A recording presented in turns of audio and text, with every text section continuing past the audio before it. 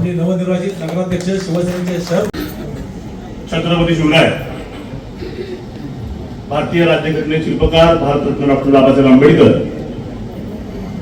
वंदनीय बाळासाहेब ठाकरे, वंदनीय दिघे साहेब, आपल्या पक्षाचे मुख्य नेते आदरणीय एकनाथ शिंदे साहेब, आजच्या या नवनिर्वाचित नगरसेवकांना आणि नगराध्यक्षांना शुभेच्छा देण्यासाठी सातत्याने आपल्या पाठीवर शब्दास्किती थाप देण्यासाठी येणारे आणि चिपळूणवर कोणताही प्रसंग येऊ सातत्याने धावणारे, खंबीरपणे उभे राहणारे माझे मार्गदर्शक आदरणीय उदय सामंत साहेब, तसेच रायगडचे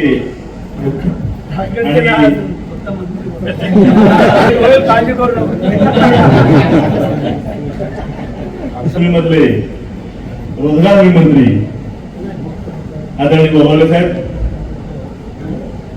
ज्यांनी स्वतः माझे आमदार आहे ते विसरून सातत्याने रस्त्यावर उतरून त्यांनी काम केलं. त्यांनी प्रत्येक नगरसेवकाच्या पाठीशी उभे राहिले आणि एका कार्यकर्त्याला कसं बळ द्यायचं ते गेले 14-15 वर्ष ते माझ्या सातत्याने पाठी राहिले. आणि शिवसेनेचे उपनेते आदरणीय सदानंद चव्हाण साहेब, जिल्हा प्रमुख पंडित साहेब, भाजपचे जिल्हाध्यक्ष आदरणीय मोरे साहेब आणि नगरसेवकांना त्याच पद्धतीने भाजपचे प्राध्यक्ष अशा यादव साहेब,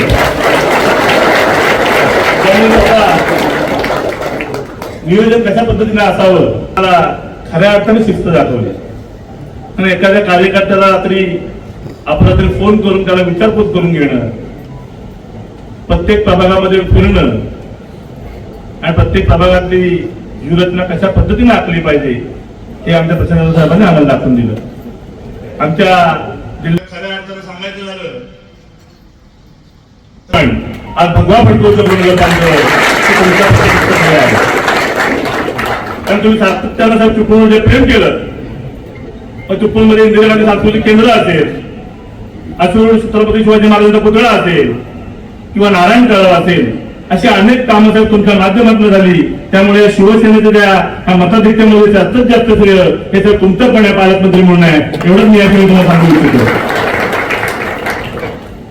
कारण साहेब आपल्या पूर परिस्थितीमध्ये जेव्हा पहिले पाण्याची जी गाडी आली, जेव्हा आपल्या पूर परिस्थितीमध्ये आपल्या चिपळूण 4 आठवडे धावले, ते आपले आदरणीय पालकमंत्री मी 2013 टाळा सांगतो की जेव्हा आपल्याला खरंच मिळालं होतं तेव्हा आपल्याला जे मदतीचा हात आला ते आपल्या सर्वांचे लाडके मार्गदर्शक आदरणीय पालकमंत्री उदय सामंत साहेब. आपल्याला आपल्या पक्षाचे मुख्य नेते यांनी जर पूर परिस्थिती असेल किंवा कोविडच्या काळामध्ये असेल अनेक गोष्टीला सामोरं जाताना आपल्याला प्रत्येक गोष्टीमध्ये आपल्याला जी मदत केली आणि आज त्या मदतीच्याच त्यामुळे आज शिवसेनेचे आणि महायुतीचे आणि भाजपचे आपले सर्व जे कार्यकर्ते नगरसेवक झालेले आहेत हे सर्व माझ्या महायुतीचं बळ आहे, हे माझ्या सर्व माझ्या मतदारबंधूंचं बळ आहे, सर्व माझ्या चिपळूणच्या जनतेचं बळ आहे. मी या क्षणी एवढंच सांगेन साहेब, आपल्या चिपळूणच्या जनतेनं आपल्याला अहोरात्र केलेलं जे काम आहे त्याच्या कामाचं आपल्याला कौल दिलंय. त्यामुळे तुमच्या सर्वांच्या सहकार्यामुळं आणि तुमच्या सर्वांच्या प्रेमामुळं आणि तुमच्या सर्वांच्या आशीर्वादामुळं आज चिपळूणचा नगराध्यक्ष म्हणून एक सर्वसामान्य कार्यकर्ता तुमचा लाडका उम्या नगराध्यक्ष झालाय, एवढंच या ठिकाणी सांगतो.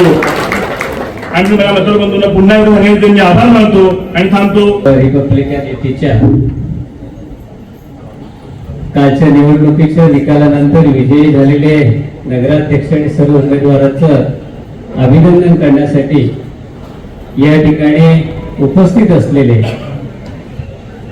आपल्या जिल्ह्याचे पालकमंत्री नामदार उदयजी सामंत साहेब, त्यांच्यासोबत उपस्थित असलेले जे मंत्री भरतशेठ गोगावले साहेब, सर्वांच्या खांद्याला खांदा लावून अतिशय नियोजन पद्धतीने आपण ही निवडणूक जिंकण्यासाठी ज्यांनी आपल्यासोबत काम केलं आणि ज्यांच्यावरती या निवडणुकीची जबाबदारी होती ते माजी आमदार सदानंदजी चव्हाण साहेब असलेले, या निवडणुकीसाठी दिवस रात्र मेहनत घेणारे आपण सगळे कार्यकर्ते, निवडून आलेले सगळे नगरसेवक आणि उपस्थित आमच्या पत्रकार मित्र, साहेब काल निकाल लागला. फार मोठ्या संख्येने चिपळूणच्या जनतेने नगराध्यक्षासाठी आणि नगरसेवकांसाठी भारतीय जनता पक्ष, शिवसेना आणि रिपब्लिकन युतीला पदरात फार मोठ्या प्रमाणात यश दिलं. आणि यश दिल्यानंतर आपण लगेचच आज या सगळ्या मंडळींचा आभार मानण्यासाठी, कार्यकर्त्यांचा आभार मानण्यासाठी आलात. आणि अशा पद्धतीचा उत्साह आपण पहिल्या दिवसापासून, निवडणूक सुरू झाल्यापासून आम्हाला दिलात, आमच्या पाठीशी उभा राहिलात. म्हणून खऱ्या अर्थानं कार्यकर्त्यांनी दिवसरात्र मेहनत करून आज शिवसेना आणि भाजप युतीचा भगवा हा चिपळूणच्या नगर परिषदेवर फडकवलेला आहे. आजपर्यंत साहेब एवढं मोठं यश चिपळूणमध्ये कधीही शिवसेना आणि भारतीय जनता पक्षाला मिळालेलं नव्हतं.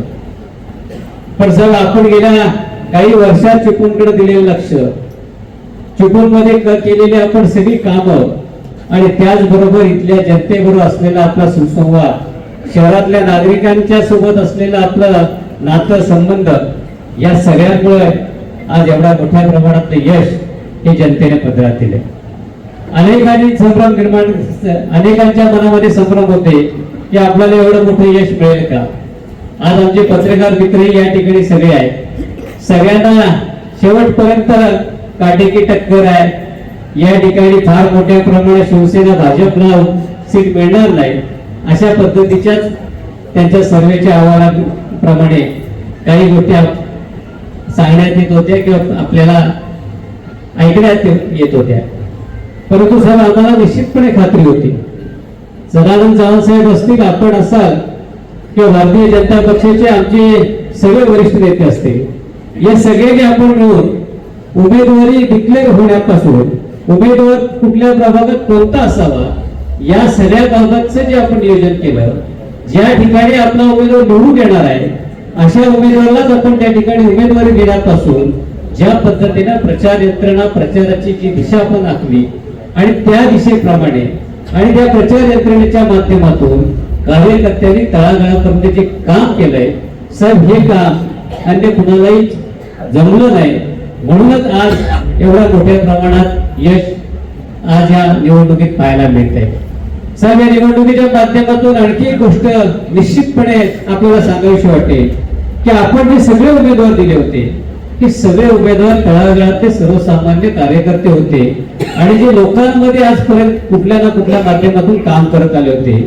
पक्षाच्या, दोन्ही पक्षाच्या माध्यमातून आज पहिल्यांदा आपण संधी दिली आणि जवळजवळ 90% आपले सगळे उमेदवार हे लोकांनी स्वीकारले, जनतेने स्वीकारले आणि त्यांना नगरपालिकेत जाण्याची संधी दिली. साहेब, सगळ्यांना आता यापुढे आपल्या मार्गदर्शनाची गरज आहे. चिपळूण एक वेगळ्या पद्धतीनं आपल्या नेतृत्वाच्या माध्यमातून विकासाच्या दिशेने जाण्यासाठी चिपळूण आपल्याकडे पाहत आहे. अनेक अपेक्षा आपल्याला चिपळूणकरांच्या पूर्ण करायच्या आहेत आणि त्या करण्यासाठी साहेब आपण स्वतः आहात.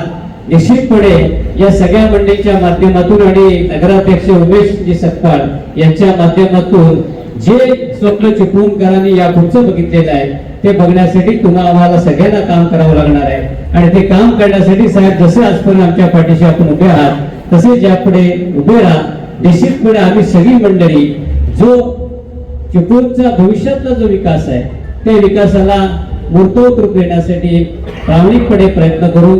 आज या ठिकाणी अनेक सहकार्यांच्या निवडणुकीमध्ये या आमच्या सगळ्या उमेदवारांना निवडून आणण्यासाठी जीवाचं रान केलेलं आहे आणि अशा सगळ्यांची नोंद या पुढच्या काळात आम्ही पक्षाच्या माध्यमातून ठेवू.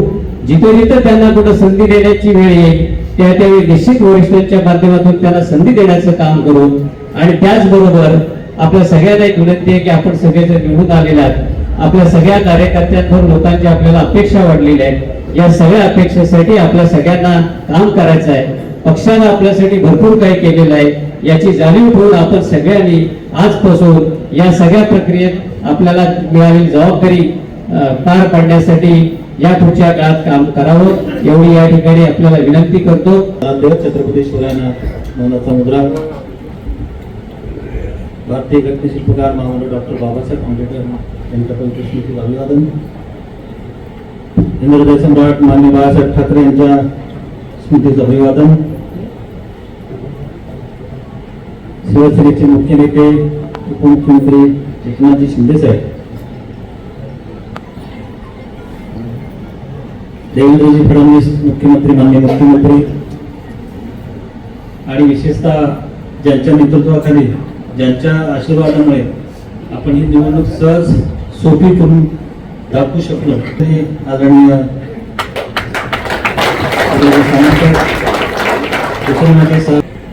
पालकमंत्री नक्की होती.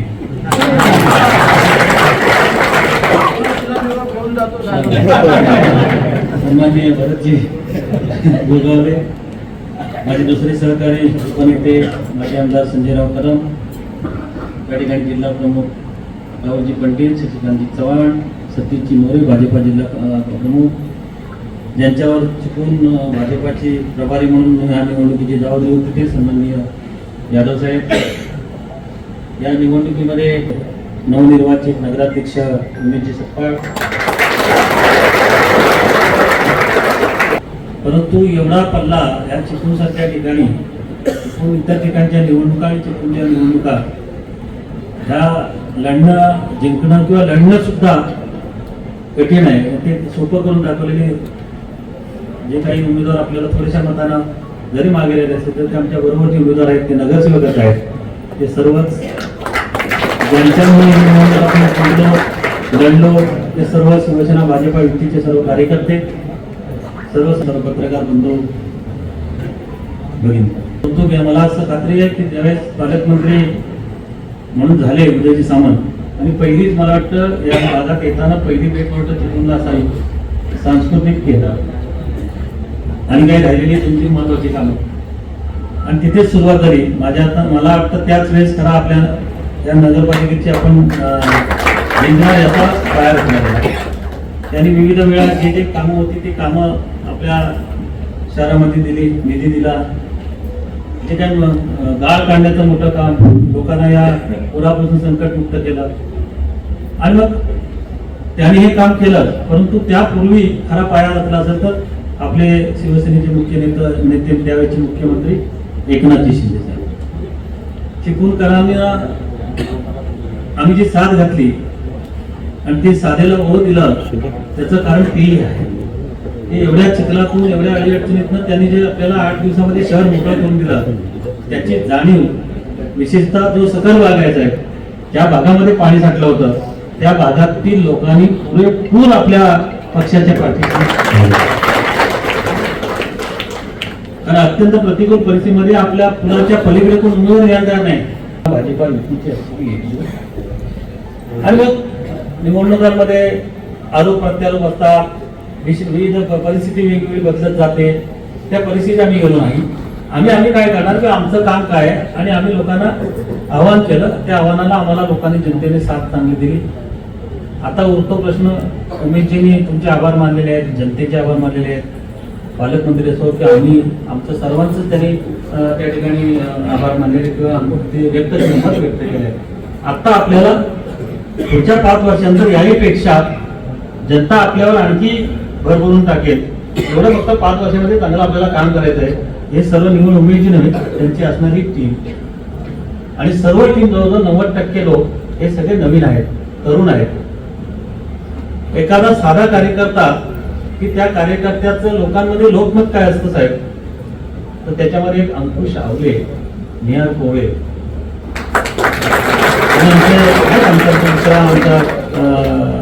आमचा कपिल आहे, सर्वच आहे. पण अंकुश आवले ज्या भागामध्ये निवडणूक सर लढत होता ते कधी आमचा पॉझिटिव्ह भाग नाही. त्या बाजारपेठ हा भाग जर म्हटला तर त्याला असं म्हणजे मी म्हणणार नाही, पण ते त्या ठिकाणी आम्हाला सुद्धा कधी वाडी वस्ती असतील असं काही प्रकार नाही. त्याचे विविध प्रकार केले जातात, आणि त्या भागामध्ये एकाही केंद्रावर मागे नाही. एकाही केंद्रावर जर तुमचं लोकमत चांगलं असेल, लोकमत तुमचं चांगलं असेल तर जनता तुमच्या पाठीशी कशी राहते हे एक साधं उदाहरण आहे. निहार कोवळेच्या समोर तो मोठा डोंगर होता. मला वाटतं त्याची निवडणूक जेव्हा सगळे फॉर्म मागे घेतले आणि त्यावेळेस तो सेलोबाई झाली त्यावेळेस येऊन तो रड काढला. त्याला बोलावून घेतलं तर ऑफिसमध्ये आला, रड काढला. म्हणजे त्याला ती निवडणूक माझी गेली, मी आता नाही निवडून येऊ शकत. त्याचं कारण त्यातला अँटी भाग आणि ते सगळं, आणि तो त्याला म्हटलं थांब, गडबड करू नकोस, पण त्याच्या दुसऱ्या दिवसापासून जी उभारी घेतला ना ती निवडून येईपर्यंत. त्यानं मला सांगितलं 20 मतं मला मिळून द्या, 20 मतं आम्ही 100 दिली. 100. आणि म्हणून काय आहे की एखादा कार्यकर्ता काम कसं करतो, आता नियार आणि समोरच्या उमेदवाराचं जर कम्पॅरिझन केलं तर तसं नव्हतं. हे असं होतं नियार म्हणजे एक पोरगा छोटा आहे, छोटा आहे, त्याला काय आपण परत पण संधी देऊ शकतो. पण त्याने जे काही लोकांना रात्री अपरात्री राहून झालं म्हणजे अशा पद्धतीचं कार्यकर्ता किंवा अशा पद्धतीचं नगरसेवक पाहिजे असं लोकांचं मत आहे. बारीक सारी गोष्टीला म्हणजे सर्व जे निवडून आलेले ते निवडून न आलेले सुद्धा सर्वांनी चांगलं काम केलं होतं आणि म्हणून उमेदवार निवडून येऊन आले. जिल्हा परिषद पंचायत समिती आहे, आम्हाला काय तुम्ही जे सांगाल तो आदेश पाळत होतो.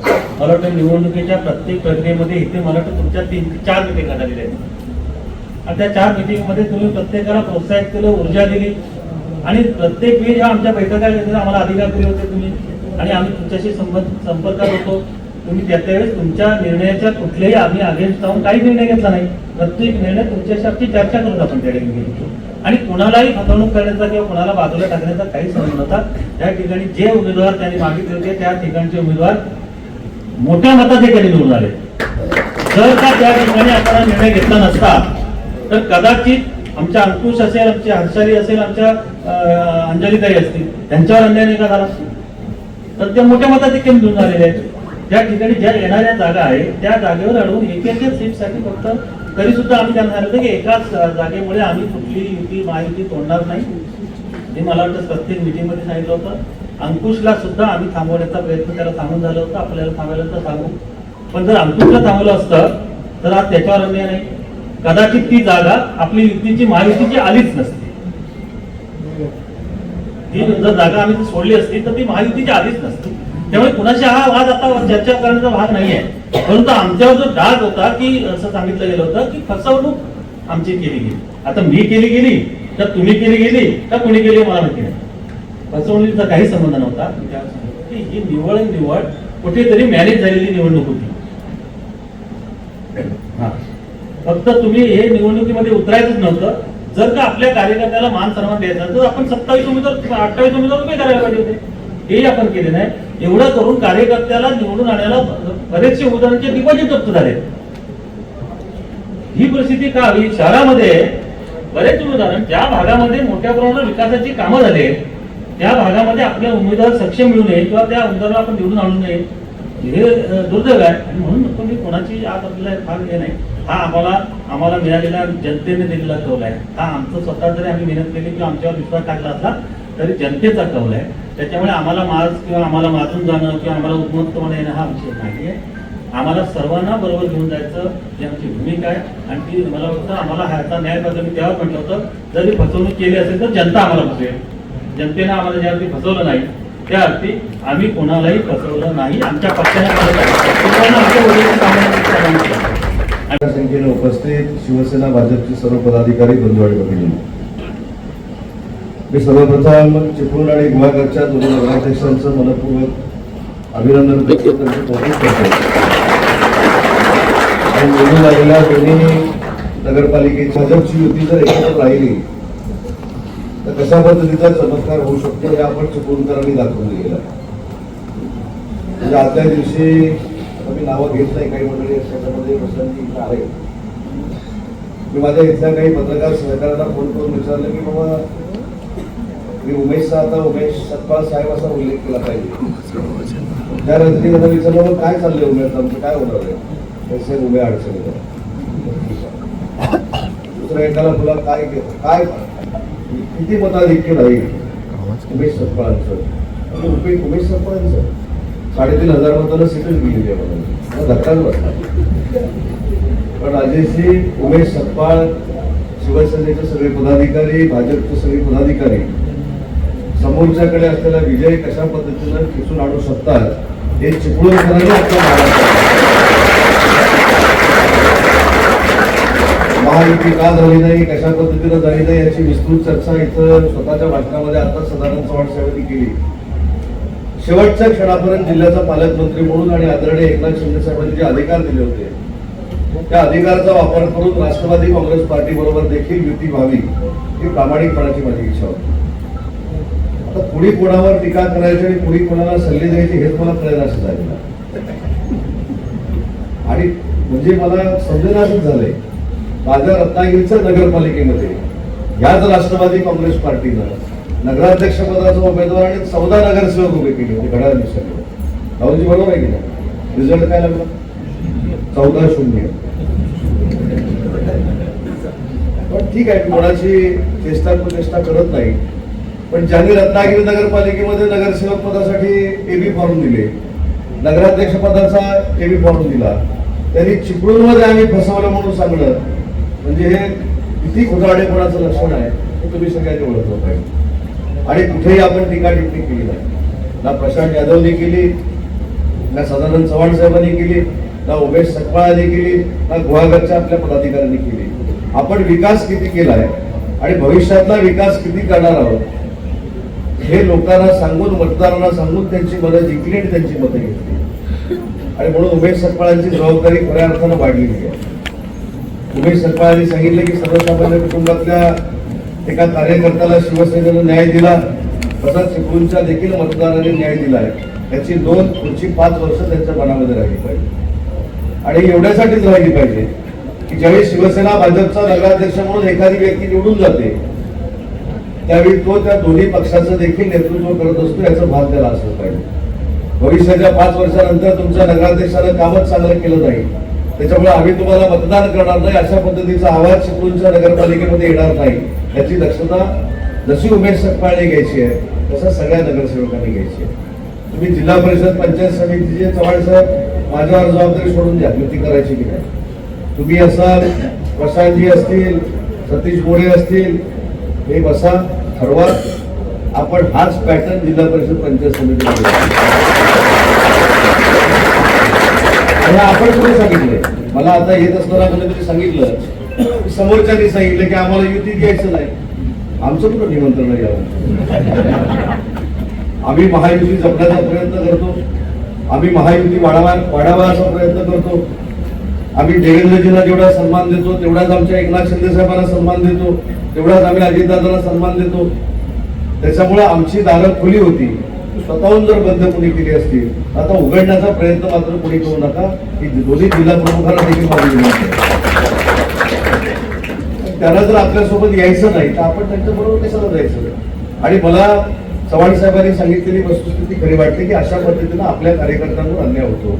आज अंकुश सारखा कार्यकर्ता, निहार सारखा कार्यकर्ता जर सर्वसामान्यांचं नेतृत्व करण्यासाठी चिपळूणच्या नगरपालिकेमध्ये गेलेला आहे, कपिल देखील इथं आहे, तर अशी सगळी लोक जेव्हा नगरपालिकेमध्ये जातील त्यावेळी सर्वसामान्यांची नगरपालिका किंवा सर्वसामान्यांची जिल्हा परिषद म्हणून महाराष्ट्रातल्या 1 नंबरच्या स्थानिक स्वराज्य संस्था म्हणून आपल्या रत्नागिरीकडे बघितलं जाईल. त्याच्यामुळे आजची तुम्ही पूर्ण जिल्ह्याची जर राजकीय परिस्थिती बघितली, ठीक आहे, थोड्या फरकानं राजापूर मतदारसंघामध्ये आपलं अपयश आलं, परंतु तिथे आपला जो 1 नगरसेवक होता तिथं आपण 10 नगरसेवकांवर गेलो. जी लांजा नगरपंचायत आपल्याकडे नव्हती ते आपण 3000 मताच्या फरकानं निवडून आलो. रत्नागिरीमध्ये आम्ही घरी गेलो असे काही लोक सांगत होते. महाराष्ट्रातल्या सगळ्यात जास्त मताधिक्यानं शिल्पाताई सुर्वे निवडून आल्या, गोवागरच्या बालक मॅडम निवडून आल्या, देवरूखचा भाजपाचा उमेदवार शनी मॅडम निवडून आल्या, उमेश सकपाळ निवडून आले आणि आमच्या माधवीताई मोठे देखील निवडून आले. त्याच्यामुळे हा पूर्ण जिल्हा हा महायुतीचा आणि युतीचा आहे हे मतदारांनी सिद्ध केलं. त्याच्यामुळे चिपळूणचे प्रश्न असतील, देवरूखचे प्रश्न असतील, गोवागरचे प्रश्न असतील, खेडचे प्रश्न असतील, हे सगळे सोडवण्याची जबाबदारी पालकमंत्री म्हणून माझी आहे. आणि उमेशजींना आणि त्यांच्या सर्व सहकार्याला मी शब्द देतो, जिल्ह्याचा पालकमंत्री म्हणून तुमच्या चिपळूण शहराला 1 रुपया मी कमी करून देतो. आणि मी तुमचं अभिनंदन करायला आलोय, पण चिपळूणकरांना सांगायला आलोय की तुम्ही युतीवर जो विश्वास टाकलेला आहे तुमचा भ्रमनिराश होणार नाही. तुम्हाला आता कोणाची आवश्यकता नाही. फक्त देवेंद्रजींच्या आणि एकनाथ शिंदे साहेबांच्या नेतृत्वावर विश्वास ठेवून तुम्ही जी नगरपालिका आमच्या ताब्यामध्ये दिलेली आहे, आता दुसऱ्या नेतृत्वाची तुम्हाला आवश्यकता नाही. आम्ही तुम्हाला विकास करून दाखवू आणि 1 वर्षात चिपळूणकर सगळ्या नगरसेवकांना सांगतील की भविष्याच्या 5 वर्षामध्ये तुम्हीच निवडून आला पाहिजे, उमेश तूच निवडून आला पाहिजे. आपण गुहागर आणि चिपळूण मतदारसंघामध्ये करू. त्याच्यामुळे कार्यकर्त्यांच्या जोशाला देखील मी सलाम करतो. खरं तर मी तुम्हाला आज एक अजून आतली गोष्ट सांगतो. मी माझ्या मतदारसंघामध्ये देखील सहसा कोणावर चिडत नाही. माझ्या आयुष्यामध्ये सगळ्यात जास्त मी जर कोणावर चिडलो असेल तर या माणसावर मी कशा पद्धतीने चिडलो काही त्याला विचारा. हा कोणाकोणाला माहिती बरोबर ना. पण उद्देश एकच होता की ज्यावेळी उमेशला मी पक्षामध्ये घेतला होता त्यावेळी उमेशला शब्द दिला होता की भविष्याच्या चिपळूण नगरपालिकेचा नगराध्यक्ष हा उमेश सकपाळ आता तो माझ्यावर चिडण्यावाडा मोठा झाला. चिपळूण नगरपालिकेचा नगराध्यक्ष म्हणजे उमेश सकपाळ साहेब ऐतिहासिक शहराचं नगराध्यक्षपद आहे, सांस्कृतिक शहराचं नगराध्यक्षपद आहे. या चिपळूण शहराचा वारसा महाराष्ट्राच्या स्तरावर अनेक सांस्कृतिक क्षेत्रामध्ये पुढे गेलेला आहे. अशा नगरपालिकेचं नेतृत्व करण्याची संधी मिळणं हे मला असं वाटतं की मंत्रिपदापेक्षा देखील मोठं भाग्य आहे. आणि म्हणून हे अतिशय सार्थकी ठेवायला पाहिजे. मी मध्ये तर एकदा त्यांना विचारलं होतं तुला उभं कुठं राहायचं, चिपळूणमध्ये राहायचं की मुंबईमध्ये राहायचं. त्याने मला शेड्यूल दिलं होतं. मी 3 दिवस मुंबईमध्ये असतो, 4 दिवस चिपळूणमध्ये असतो. आता 3 दिवस 4 दिवस नाही, आता 365 दिवस चिपळूणमध्ये राहतो. आणि ती काही तिकडे काय व्यवसाय असेल तर मला सांगा, मी आणि बरेचसे हँडल करतो. त्याच्यामुळे उमेशजी आज चेष्टेचा भाग जरी बाजूला ठेवला तरी चिपळूणकरांनी आपल्यावर टाकलेला जो विश्वास आहे हा अतिशय महत्वाचा आहे.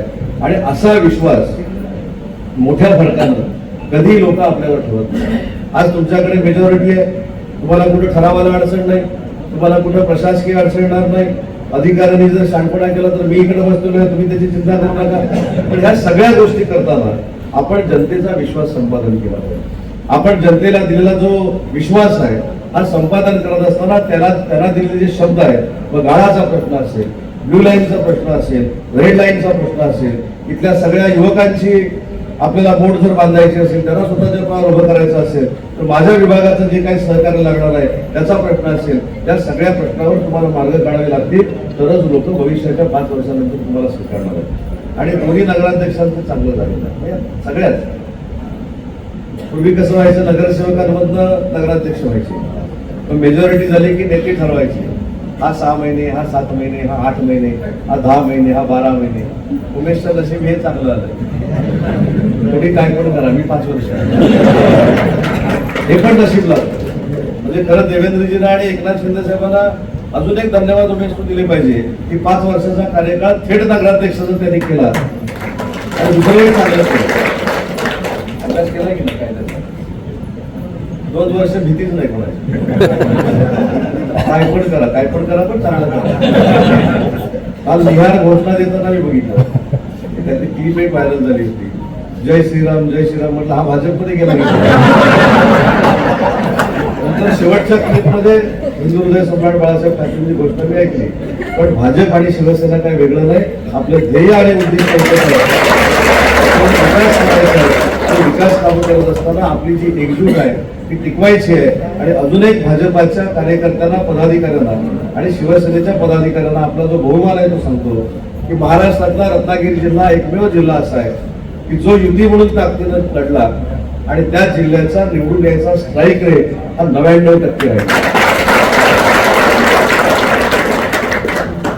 त्याच्यामुळं सगळ्या कार्यकर्त्यांनी अतिशय निश्चिंतपणे जिल्हा परिषद पंचायत समितीची चर्चा माझ्यावर सोडून द्या. कशी चर्चा करायची माझ्यावर सोडा. आपण एक संघपणाने लढणार आहोत. आपल्याला जिल्ह्याच्या ग्रामीण भागाचा देखील विकास करायचा आहे आणि ग्रामीण भागाचा विकास हा महायुतीच करू शकते, म्हणजे शिवसेना भाजप आणि रिपाईच करू शकते. हे पुन्हा एकदा आपल्याला रत्नागिरी जिल्ह्याला दाखवून द्यायचं आहे. त्याच्यामुळे त्या निवडणुकीसाठी देखील आपण सज्ज व्हावं ही आपल्याला विनंती करतो. आणि अजून एक महत्वाचा जो विषय महाराष्ट्राच्या स्तरावर आणि देशाच्या स्तरावर चिपळूण बाबतीतला जो गाजला जातोय तो म्हणजे लोटे परशुरामला येणारा कुठला तरी प्रकल्प. बरोबर आहे काय, लक्ष्मी ऑर्गॅनिक. ते पण किती लोक विद्वान आहेत बघा. काही लोकांनी टाकलं ते हृदय साहेबांची पण पार्टनरशिप. मला सोशल मीडियाच्या काही लोकांना, माझ्या मित्रांना विनंती करायची आहे, एवढा चिंतीचं हृदय साहेब की एखादा प्रकल्प जर माझ्या चिपळूणकरांच्या आणि कोकणवासियांच्या मुळावर उठणार असेल तर राज्याचा उद्योगमंत्री म्हणून सांगतो की तो प्रकल्प कधीही आपल्या परिसरामध्ये. पण हे सगळं करत असताना त्याची आपण माहिती घेतली पाहिजे. नक्की तो प्रकल्प काय चाललेला आहे. मगाशी मला कोणीतरी खेडला सांगितलं की ते केमिकल तयार पण झालं. ते तयार झालं मला माहित नाही, तुम्हाला कसं काय कळलं? नाही, काल रात्री कळलं. अरे भाऊ, त्या रात्रीच्या गोष्टीवर विश्वास ठेवू नका. ते सांगणारे आधी शूटिंग होते की नाही बघा. नंतर मी तिथनं माझ्या डिपार्टमेंटला फोन केला, तिथनं मी MPCB ला फोन केला. तर आपल्या सगळ्या पदाधिकाऱ्यांना माहिती पाहिजे म्हणून चर्चेला हा मुद्दा भविष्यामध्ये येणार आहे म्हणून सांगून ठेवतो. कुठेही मॅन्युफॅक्चरिंग चालू नाही. फ्लोरिन क्रिएट करण्याचं काम फक्त इथे चालू आहे. जी कंपनी इटलीमध्ये होती त्या इटलीच्या सगळ्या मशिनरीला केंद्रीय प्रदूषण बोर्डानं मान्यता दिलेली असेल की नाही ते आपण तपासतोय. परंतु जे काही लिक्विड बाहेर पडलं एक टँकर म्हणून जे सांगताय ते कुठेही एक थेंब देखील जमिनीवर पडलेलं नाही. ते आपण तळोजाला नेलं, त्याचं विघटन केलं आणि ते विघटन केल्यापासून आजपर्यंत तो पदार्थ तिथं तयार देखील होत नाही. 4 ऑक्टोबरला MPCBनं त्याला नोटीस दिलेली आहे. MPCBनं नोटीस दिल्यानंतर जो खुलासा येईल तो खुलासा आम्ही तज्ज्ञांकडे पाठवणार आहोत आणि तज्ज्ञांकडे पाठवल्यानंतर तज्ज्ञांची कमिटी करून जर तज्ज्ञांनी आपल्याला सांगितलं की जे सोशल मीडियावर सांगितलं जात आहे, जे सोशल मीडियावर काही टाकलं जात आहे त्याचं क्लॅरिफिकेशन टाकलं जात आहे. 7वीतला मुलगा देखील रासायनिक प्रक्रिया टाकतोय, O2+6 काय ते H2O आणि असं तयार होणार, ते पण आपण मान्य करू. पण ह्या सगळ्या गोष्टीचा जोपर्यंत खात्रीलायक अहवाल येत नाही तोपर्यंत आपल्या जिल्ह्यामध्ये हे काही होणार नाही. हे मला प्रामाणिकपणे इथे सांगायचं आहे राज्याचा उद्योगमंत्री म्हणून. खरं तर उद्योगमंत्री म्हणून जमीन देणं आणि इंडस्ट्री सुरू करणं इथपर्यंत माझ्याकडे आहे. बाकीचा सगळा विभाग जो आहे तो जिथे साहेब तुम्हाला माहित असेल पर्यावरणाकडे जातो. तरी जिल्ह्याचा पालकमंत्री म्हणून मी सगळी माहिती घेतलेली आहे. चिपळूणकरांनी नाही, जिल्ह्यातल्या सगळ्याच लोकांनी पालकमंत्री म्हणून माझ्यावर विश्वास ठेवावा की कुठेही वाईट जर होत असेल तर मी पालकमंत्री म्हणून ते व्हायला देणार नाही. हे मुद्दाम मी चिपळूणमध्ये येऊन सांगतोय कारण उद्यापासून परत त्यातील टुकटुक फार करता झाली. सोशल मीडियावर टाईप करायचं आणि पुढे पाठवून द्यायचं.